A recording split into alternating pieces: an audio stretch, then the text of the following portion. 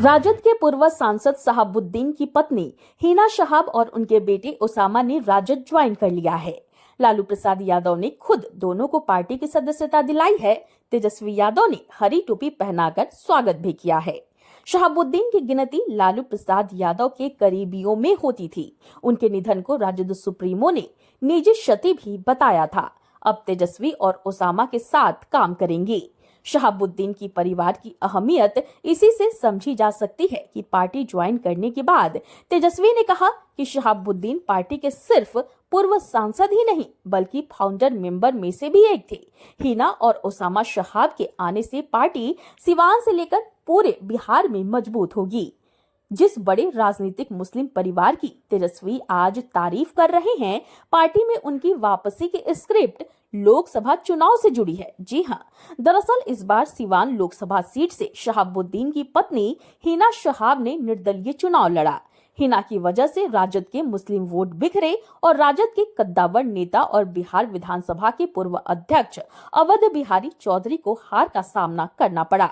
हिना शहाब खुद भी चुनाव हार गई, लेकिन राजद को सिवान में तीसरे नंबर पर लाकर खड़ा कर दिया। इससे लालू प्रसाद यादव और तेजस्वी यादव को यह समझ आया कि पार्टी से शहाबुद्दीन परिवार से दूरी ठीक नहीं है। यही कारण है कि 2025 में होने वाले विधानसभा चुनाव के पहले मुस्लिम वोट बैंक को मजबूत करने के लिए राजद ने शहाबुद्दीन परिवार की वापसी करवाई है। सिवान में शहाबुद्दीन के परिवार से दूरी का असर राजद को कई सीटों पर भुगतना पड़ा।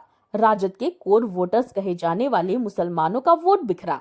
इससे सिवान में नुकसान तो हुआ ही, साथ ही सारण में लालू प्रसाद यादव को किडनी देने वाली बेटी रोहिणी आचार्य की हार हो गई। आपको बता दें कि शिवहर से भी राजद की रितु जायसवाल चुनाव हार गई। अररिया में राजद के शाहनवाज हार गए।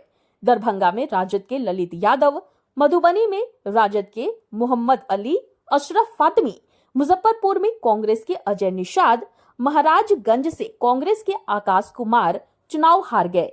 लालू प्रसाद यादव को जनसुराज से भी खतरा है। जनसुराज के संस्थापक प्रशांत किशोर कह चुके हैं कि 40 मुसलमानों को विधानसभा चुनाव में टिकट देंगे। ये राजद के मुस्लिम वोट बैंक में बड़ी सेंधमारी का कारण बन सकता है।